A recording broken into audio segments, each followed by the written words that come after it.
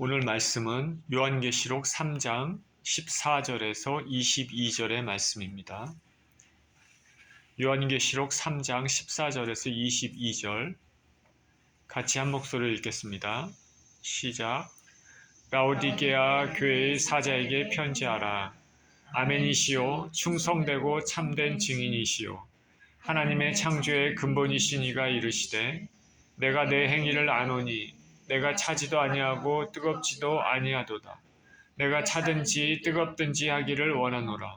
내가 이같이 미지근하여 뜨겁지도 아니하고 차지도 아니하니 내 입에서 너를 토하여 버리리라. 내가 말하기를 나는 부자라 부여하여 부족한 것이 없다 하나 내 공고한 것과 가련한 것과 가난한 것과 눈먼 것과 벌거벗은 것을 알지 못하는도다. 내가 너를 권하노니 내게서 불로 연단한 금을 사서 부유하게 하고 흰옷을 사서 입어 벌거벗은 수치를 보이지 않게 하고 안약을 사서 눈에 발라 보게 하라. 물은 내가 사랑하는 자를 책망하여 징계하노니 그러므로 내가 열심을 내라 회개하라. 볼지어다 내가 문 밖에 서서 두드리노니 누구든지 내 음성을 듣고 문을 열면 내가 그에게로 들어가 그와 더불어 먹고 그는 나와 더불어 먹으리라. 이기는 그에게는 내가 내 보좌에 함께 앉아 하여 주기를 내가 이기고 아버지 보좌에 함께 앉은 것과 하리라. 귀 있는 자는 성령이 교회들에게 하시는 말씀을 들을지어다. 아멘. 라오디게아 교회에 보낸 편지입니다. 기도합니다. 하나님 아버지 감사와 찬양을 드립니다. 오늘도 주님 말씀을 대합니다. 라오디게아 교회에 보낸 그 편지를 통하여서 교회가 말씀하시는 주님의 은혜를 깨닫고 우리 삶에 적용하는 시간이 되게 하여 주옵소서. 감사드리며 우리 주 예수 그리스도 이름으로 기도합니다. 아멘.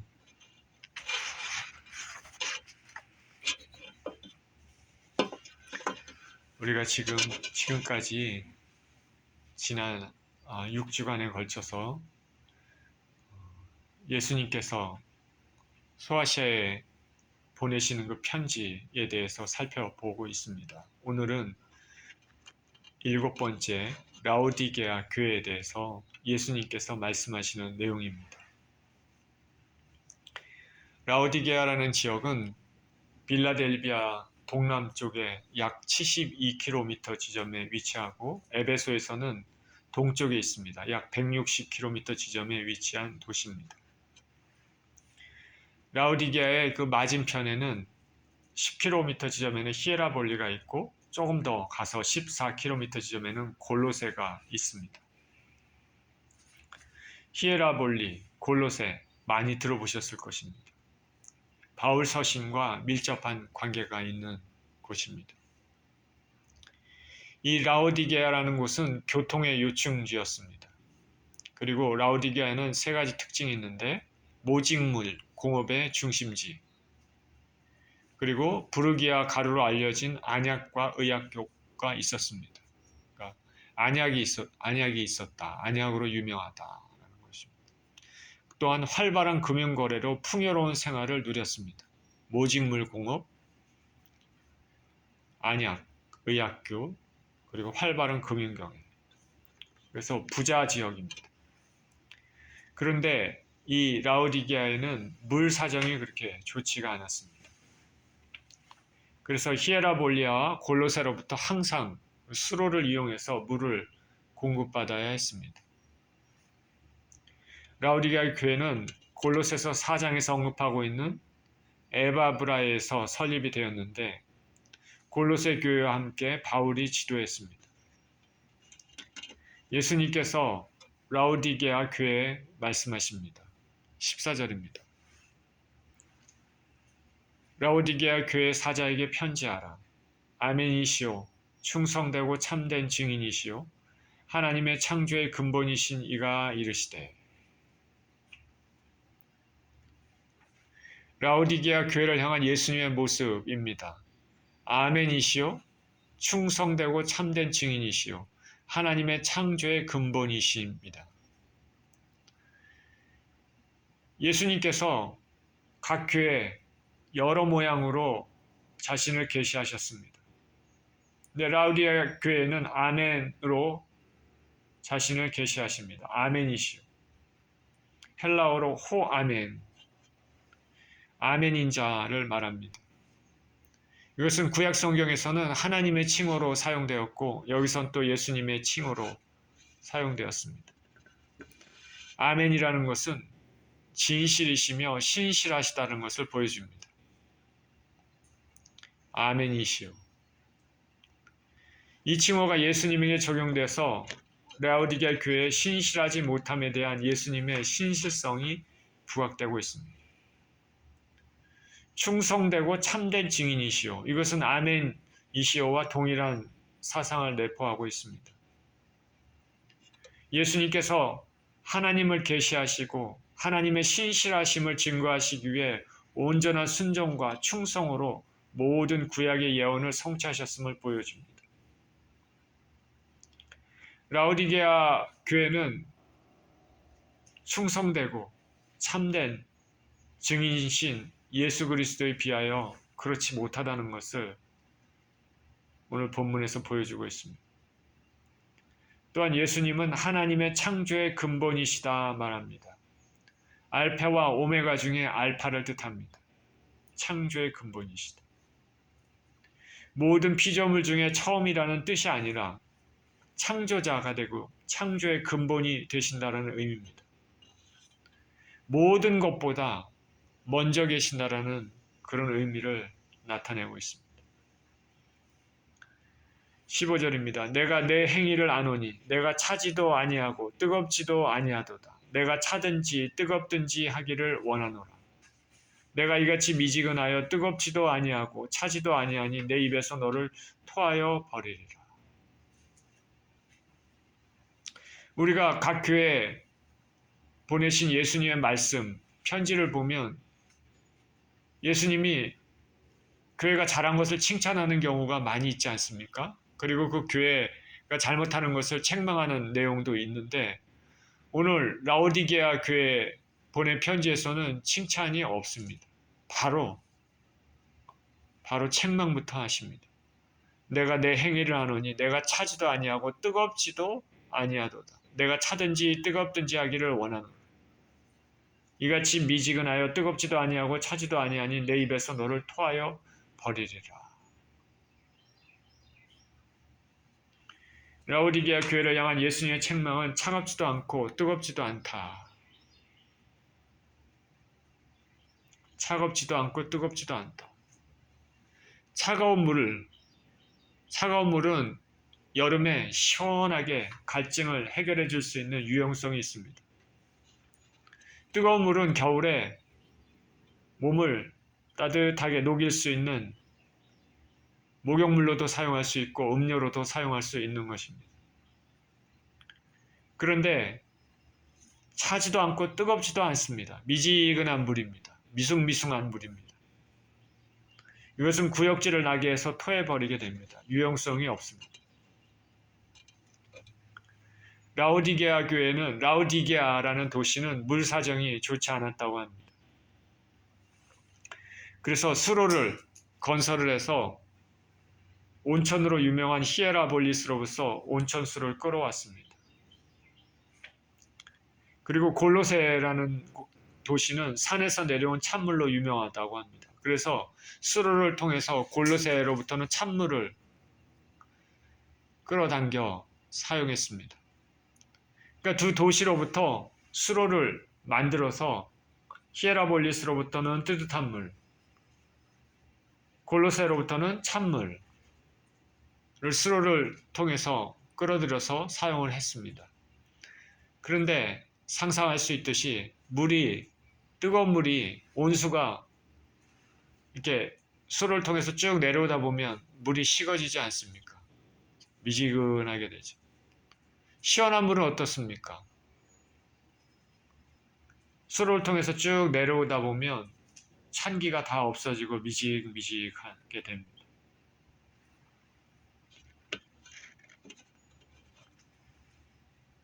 그렇게 해서 물을 공급받는 과정에서 물이 더러워지고 미지근하게 되었습니다.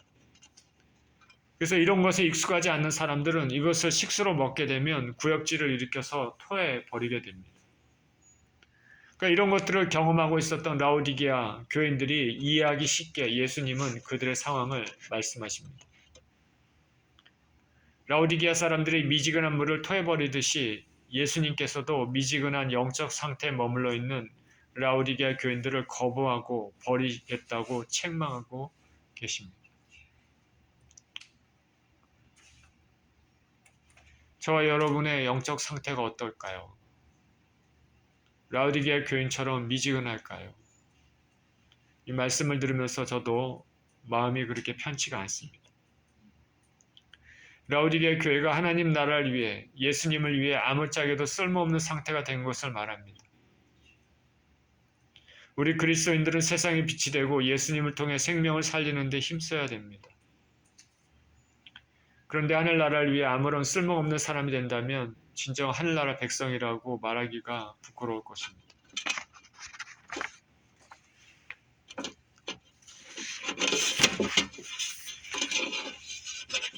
라오디게아 교인들은 열심이 없었습니다.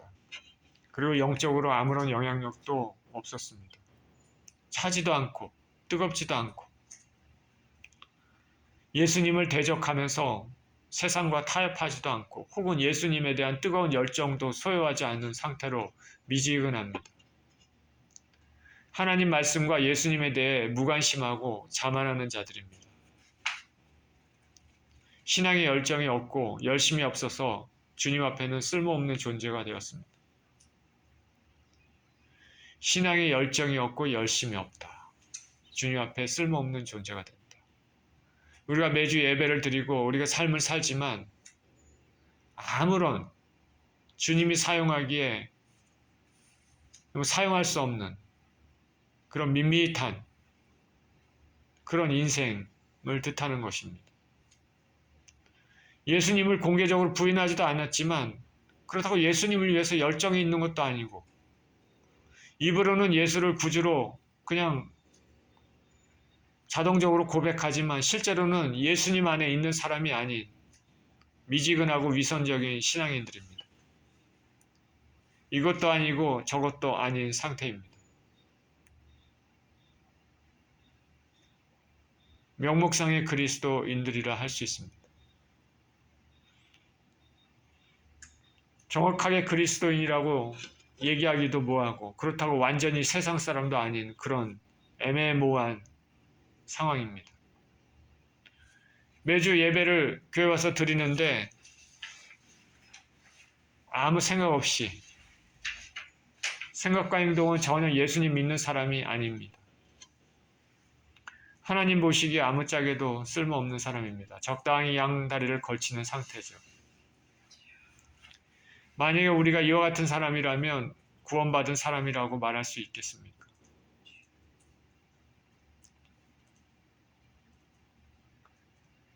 이들의 상태를 다시금 말한다면 이와 같습니다. 말씀을 준비하면서 참고한 책의 표현이 적절해 보여서 여기 말씀을 드립니다. 라오디게아 교회는 부족함이 없는 부요함 속에서 그들의 영적 해이와 안일에 빠졌고 박해가 없는 안전과 종교적인 허울 속에서 영적 긴장과 갈망은 사라졌습니다. 하나님과의 교제와 예배는 권태로운 일상으로 전락했고 치유가 필요한 심각한 상태였지만 그 사실조차 모를 만큼 무감각했습니다. 교회 상황을 아시겠죠? 하나님에 대한 열정이 없습니다. 뜨거움이 없습니다. 하나님에 대한 주님의 뜻을 이루고자 하는 그런 갈망이 없습니다. 영혼들에 대한 사랑이 없습니다. 당연히 하나님께 대해 진정한 마음으로 마음 열고 기도하고 찬양하는 것도 없겠죠. 겉으로 하는 기도와 찬양은 있을지 모르지만 다 형식적인 거가 되겠습니다. 그런데 예배는 드립니다. 아무 생각 없이. 겉모양은 그리스도인 같지만은 실상은 전혀 주님과 관계를 맺지 않는 그런 상황입니다. 어떻게 보면 포도나무에 가지가 붙어 있기는 하는데 느슨하게 툭 건드리면 탁 떨어지는 그런 상황이 되게 된 상황이라고 할 수 있는 것이죠. 주님으로부터 영양분을 공급받지 못하는 그런 상황이 됩니다. 주님 안에 있지 않는 그런 상황이 됩니다. 라오디게아 교인 스스로 어떻게 생각하나 17절에 이렇게 얘기합니다.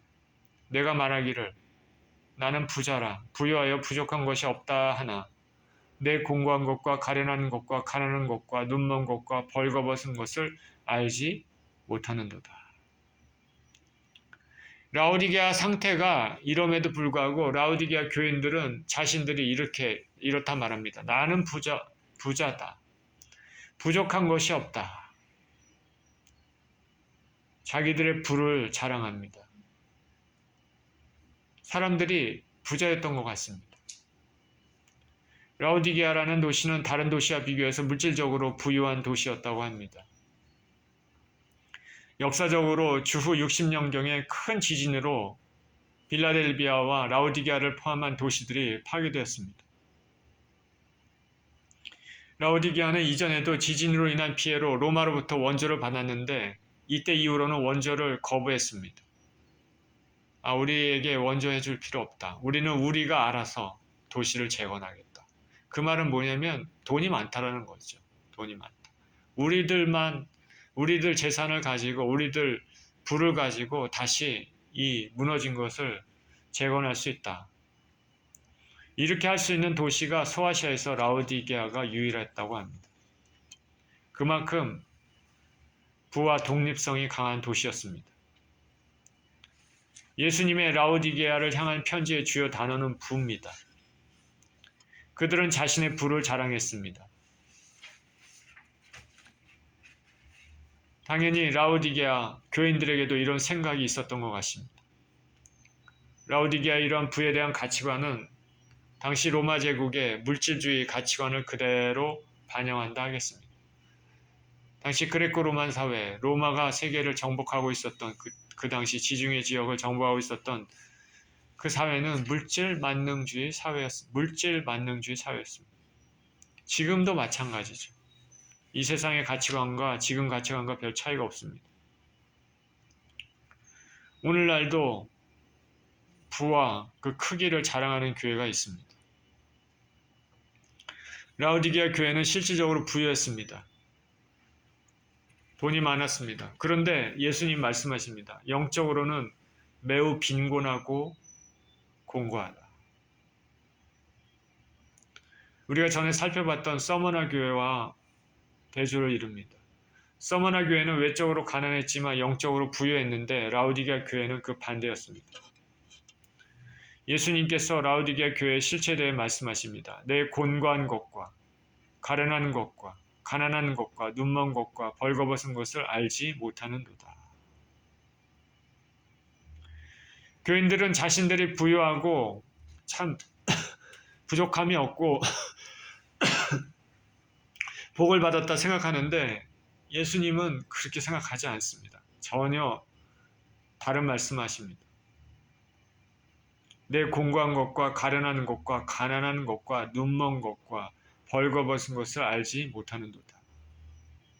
공고하다라는 것은 전쟁으로 인해 모든 것이 파괴된 상태와 같은 것입니다. 그 어떤 도움이 될 만한 것도 없는 상태입니다. 이들의 영적 상태는 물질적 부와 정반대로 가련하기 짝이 없는 것이었습니다. 예수님 눈에는 이들은 가난하고 눈이 멀었고 벌거벗었습니다. 라오디게아인들이 금융업이 발달할 정도로 물질적인 부를 축적했지만은 영적으로는 예수님을 섬길 수 없는 상태, 예수님과 하나님에 대해 알지 못하고 있음을 나타냅니다. 그리고 눈먼 것은 라오디게아의 특수한 안약과 의학교가 있었던 것과는 달리 영적 시각 장애자로 분별력을 잃은 것을 의미합니다. 벌거벗은 것은 라오디게아의 검정색 양모가 유명했던 것과는 달리 그들이 영적으로 벗은 모습을 알려줍니다. 라오디게아 교인들은 실상이 이래도 그것을 인식하지 못하고 스스로 부유하다고 착각했습니다. 하나님과 깊은 교제를 갖지 않고 자기 자신의 상태를 살펴보지 않으면 우리 다 이렇게 생각할 수 있습니다. 나는 지금 하나님과 신앙생활 잘하고 있다. 나는 지금 삶에 부유하고 풍성하고 하나님의 은혜를 많이 누리고 있다. 착각할 수 있는 것입니다.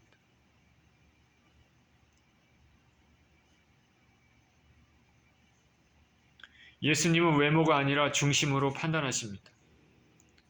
라오디게아의 부유함, 외형적인 것을 평가한 것이 아니라 그들의 내면의 영혼을 평가하십니다. 그래서 잘못된 자기인식을 지적하십니다. 예수님의 평가는 자신의 생각과 사람들 생각이 아니라 진정한 그 내면의 생각, 영혼의 상태를 보십니다. 저와 여러분의 영혼은 어떨까? 예수님이 지금 나를 평가한다면 어떤 평가를 내리실까? 여러분들은 이런 점에 대하여 예민하십니까? 생각을 하고 계십니까? 저는 하나님께서 제 자신을 평가할 때 어떻게 평가하실까? 그런 생각이 자주 듭니다. 전 제가 부족한 것을 잘 알고 있습니다. 그것에 대해서 슬퍼하는 경우도 있고 또 환경 때문에 어쩔 수 없다라는 것을 또 나름대로 변명하기도 하지만 그러나 모든 것을 지켜보고 계시고 아시는 분은 객관적으로 아시는 분은 하나님이십니다. 제가 지금 이렇게 말씀을 전하고 있어도 정말 진실되고 신실한 마음으로 하나님 앞에 전하고 싶고 하나님의 은혜가 제 심령 가운데 항상 촉촉히 적셔지기를 또 간절히 바랍니다. 저는 이런 은혜가 여러분들에게도 있기를 바랍니다. 외부적인 평가가 아니라 진정 제 자신의, 여러분 자신의 향한 하나님의 평가가 무엇인지 우리가 알았으면 좋겠습니다. 라오디게아 교인처럼 차지도 않고 뜨겁지도 않고 미지근하고 아무 생각 없이 사는, 겉으로는 그리스도인들처럼 보이지만은 실상은 그렇지 않은 그런 삶이 아니기를 간절히 축원드립니다. 우리 자신의 부족함을 항상 생각하고 주님께 긍휼을 구해야 되겠습니다. 18절입니다. 내가 너를 권하노니 내게서 불로 연단한 금을 사서 부유하게 하고 흰옷을 사서 입어 벌거벗은 수치를 보이지 않게 하고 안약을 사서 눈에 발라 보게 하라. 예수님은 앞절과 동일한 방법으로 라오디게아에서 유명하고 풍부했던 것을 예를 들어 그들의 영적 빈곤에 대해서 권면하고 있습니다. 영적으로 가난한 라오디게아 교인들의 불로 연단한 금, 그 시련을 통한 믿음을 사서 영적으로 부유해지라고 권면합니다. 시련은 누구나 좋아하진 않지만 성경의 가르침에 의하면 시련은 자신을 돌아보아 죄의 찌꺼기들을 덜어내고 더욱 성숙한 신앙으로 자라게 합니다. 고통의 시험을 겪지 않기 위해서 우리는 먼저 우리 자신을 돌아보아 죄에서 돌이켜야 하겠습니다. 평안하고 안락한 생활은 사실 신앙의 깊은 단계로 나아가게 하는데 방해가 됩니다. 그러나 불로 연단한 시련은 자기 자신의 실체를 돌아보고 하나님을 더욱 찾게 되고 주님 없으면 살 수 없다는 인생임을 깨닫게 되고 죄를 하나하나 이렇게 털어내게 되는 것입니다. 시련의 과정은 굉장히 고통스럽습니다. 불로 연단한 금, 시련을 통한 믿음. 또 예수님은 흰옷을 사서 입어 벌거벗은 수치를 보이지 않게 하라 말씀하십니다. 라오디게아는 광택 있는 검은 양모 생산지로 유명했다고 합니다. 그러나 예수님은 검은 양모가 아닌 흰옷, 그 예수님의 은혜로 말미암는 의의 옷을 입고 영적으로 수치스럽게 벌거벗은 것을 가리라고 권면하고 있습니다. 그리고 지역의 특산물인 부르기아 가루, 즉 안약을 사서 치유하라고 권면하십니다. 영적 시각장애를 치유하고 자신을 온전히 바라보라 하는 것입니다. 아, 내가 이만하면 됐다. 나는 평안하고 은혜를 많이 받은 사람이다. 라고 잘못 자신을 보고 있는 것을 안약을 사서 치유해서 올바르게 보라라고 말씀하고 있습니다. 라우디게아 교회는 궁핍했지만 실상은 부유했던 서머나 교회와는 달리 풍족했지만 영적으로는 빈곤했습니다. 이거를 모든 교회에 동일하게 적용하기는 100% 동일하게 적용하기는 모르겠지만은 그러나 일반적으로 얘기를 하면 물질적인 풍족함은 영적인 빈곤을 나타내는 경우가 많고 물질적인 궁핍함 가운데 간절히 하나님 찾는 사람들에게는 영적인 풍성함이 많은 경우가 많습니다. 100%다 그런 건 아니겠지만 일반적으로 하나님과 재물을 겸하여 두 주인을 섬기는 동안 눈멀고 벌거벗은 부끄러운 교회로 라우디게아 교회는 전락했습니다. 물질은 삶을 유지하는 데 필수적인 것이지만은 물질을 숭상하고 물질의 가치를 최고로 여기는 사회에서는 주님을 향한 순전한 믿음을 가지는 것을 어렵게 만듭니다. 라우디게아 교회의 물질을 자랑하는 모습과 그로 인한 안락하고 게으른 신앙이 예수님의 책망을 받은 것입니다. 지금 시대에 저와 여러분의 어떠한 삶을 살고 있는지 생각해 보았습니다. 19절입니다. 무릇 내가 사랑하는 자를 책망하여 징계하노니 그러므로 내가 열심을 내라 회개하라. 예수님의 사랑입니다. 사랑하는 자를 책망해서 징계하십니다. 징계하는 것은 사랑의 표현입니다. 예수님의 징계는 사랑의 표현입니다. 예수님이 내버려 두시는 유기의 심판을 내리실 때는 더 이상 기회가 없습니다. 예수님이 그냥 놔둬버리는 것은 그 사람을 완전히 버리는 것과 같습니다.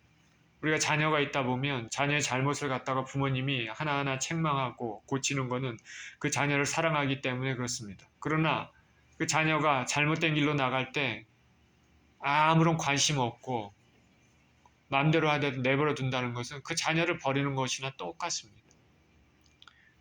하나님은 당신의 자녀들이 잘못 나갔을 때 징계를 하십니다. 하나님의 사랑의 표현입니다. 라우디게아 교인들이 부를 자랑하고 예수님의 일에 나태한 것에 대하여 심판하지 않으시고 징계를 하십니다.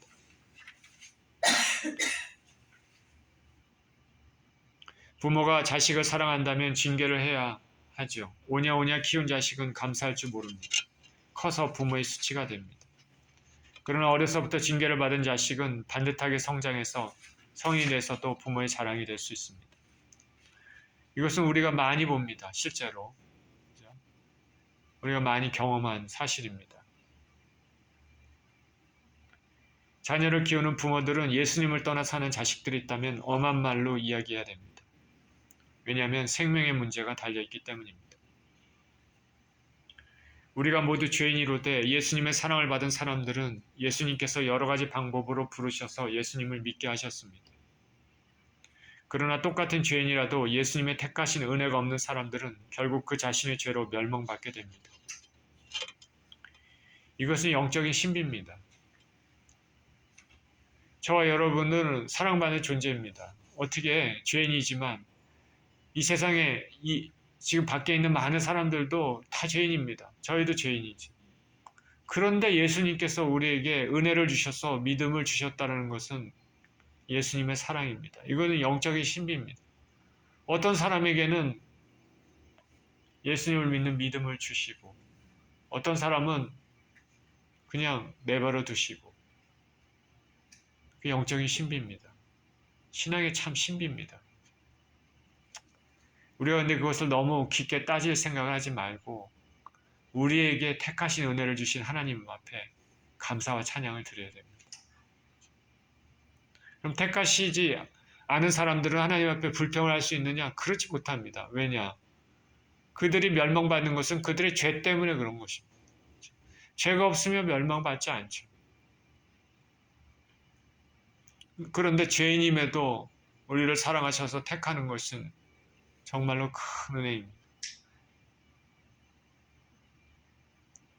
우리 삶에 닥치는 어려운 일이 모두 죄로 인한 것은 아니지만 혹시 나의 죄로 인한 징계인가도 우리가 또 살펴봐야 하는 경우가 많습니다. 히브리서 12장 4절에서 10절은 이렇게 얘기합니다. 너희가 죄와 싸우되 아직 피 흘리기까지는 대항하지 아니하고 또 아들들에게 권하는 것 같이 너희에게 권면하신 말씀도 잊었도다. 일러스되 내 아들아 주의 징계하심을 경히 여기지 말며 그에게 꾸지람을 받을 때 낙심하지 말라. 주께서 그 사랑하시는 자를 징계하시고 그가 받아들이는 아들마다 채찍질 하심이라 하였으니 너희가 참음은 징계를 받기 위함이라. 하나님이 아들과 같이 너희를 대우하시나니 어찌 아버지가 징계하지 않는 아들이 있으리요. 징계는 다 받는 것이거늘 너에게 없으면 사생자요 친아들이 아니니라. 또 우리 육신의 아버지가 우리를 징계하여도 공경하였거든 하물며 모든 영의 아버지께 더욱 복종하며 살려 하지 않겠느냐. 그들은 잠시 자기의 뜻대로 우리를 징계하였거니와 오직 하나님은 우리의 유익을 위하여 그의 거룩하심에 참여하게 하시느니라. 그러므로 예수님께서 열심을 내라 회개하라 명하십니다. 주님의 일에 대한 열심입니다. 열심을 내라. 우리가 이 세상을 성실하게 사는데 특히 신앙에 대한 열심은 주님의 사업에 열심이 있는 것이고 세상 일에 열심이 있는 것이 아닙니다. 라오디게아 교인들에게 지금의 영적 나태함을 벗어버리고 회개하여 주님의 일에 열심 있는 사람이 되라고 말씀하십니다. 여러분은 성경을 열심히 읽습니까? 여러분의 매일매일 삶에서 시시때때로 기도하십니까? 매일매일 삶에서 예수님의 은혜를 나누고 말씀을 실천하며 삽니까? 저와 여러분이나 영적 게으름에서 벗어나야 하겠습니다. 20절입니다. 볼지어다 내가 문 밖에 서서 두드리노니 누구든지 내 음성을 듣고 문을 열면 내가 그에게로 들어가 그와 더불어 먹고 그는 나와 더불어 먹으리라. 그 유명한 예수님께서 문 밖에서 문을 두드리는 장면입니다. 예수님은 마음의 문을 두드리십니다. 말씀을 통해 우리의 영을 일깨우시는 두드리심입니다. 예수님의 그 두드리심에 우리가 문을 열게 되면 예수님과 함께 먹고 마시게 됩니다. 예수님이 성령을 통해 그 마음, 그 심령 안에 계셔서 더불어 교제를 나누시며 친밀한 관계를 이루십니다. 그러나 두드리심을 듣고도 마음의 문을 닫는 사람들은 예수님과 함께하는 축복을 놓치게 됩니다. 예수님께서 우리의 심령에 두드리는 그것은 죄인들을 향한 예수님의 인내와 사랑을 알리시는 모습입니다. 불신앙 가운데 있는 자들에게 초청과 약속의 말씀입니다. 주님께서 저와 여러분에게 기대하시는 것은 뭐냐면 주님과의 그 관계지 자기 만족의 종교 행위가 아닙니다. 우리 주님께서는 우리의 마음의 문을 열고 우리가 주님과 교제하기를 원하십니다. 오늘도 항상 예배를 드릴 때 찬양을 드리지만 그 찬양이 우리의 마음의 고백이 돼야죠. 주님께서 그것을 원하시는 거죠. 아무 생각 없이 그냥 멜로디에 맞춰서 입술을 열고 흥에 겨워서 하는 그거는 하나님과의 교제가 아닙니다. 그 찬양 가사 하나하나를 음미하면서 그게 우리의 마음의 고백이 되어야 될 줄 믿습니다. 기도하는 것도 마찬가지죠. 생각 없이 로봇가 하듯이 그런 기도가 아니라 우리의 마음을 주님 앞에 표현하는 것이 기도입니다. 우리의 마음의 문을 열고 주님과 교제하시기를 원하십니다. 지금 예배드리는 이 시간도 주님과의 교제의 시간이지 정해진 순서에 따라 진행되는 무미건조한 의식이 되어서는 안 되겠습니다. 21절입니다. 이기는 그에게는 내가 내 보좌에 앉게 하여 주기를 내가 이기고 아버지 보좌에 함께 앉은 것과 같이 하리라. 귀 있는 자는 성령이 교회들에게 하시는 말씀을 들을지어다. 이기는 자에게 주시는 주님의 약속은 주님의 보좌에 함께 앉게 해 주시겠다는 것입니다. 성부께서 온전히 순종하신 성자 예수님께 모든 것을 맡기신 것처럼 성자 예수님도 이기는 자에게 예수님의 권세를 누리도록 해 주시겠다 말씀하십니다. 얼마나 큰 약속입니까? 예수님 믿는 사람들이 세세토록 왕노릇하는 그런 약속입니다. 이것이 진정한 축복입니다. 이 세상에서 말하는 복과는 차원이 다른 엄청난 축복입니다. 그러나 그 축복을 누리게 될 때까지는 주님과 함께 죄와 싸우는 사단과의 전쟁에서 승리해야 하겠습니다. 예수님은 라오디게에 보내시는 편지에서 교회의 미지근한 신앙을 책망하셨습니다. 그들은 부유하여 부족함이 없다고 자랑했지만 실상은 가난하고 벌거벗었습니다. 겉은 그럴듯했지만 속은 텅 비었습니다. 그래서 주님은 교회를 향해서 열심을 내고 회개하기를 원하십니다. 열심을 내고 회개하기를 원하신다. 저와 여러분이 교회를 이루면서 우리의 신앙은 어떤가 생각해 보게 됩니다. 저와 여러분이 주님에 대한 열심이 있는지 생각해 봐야 되겠습니다.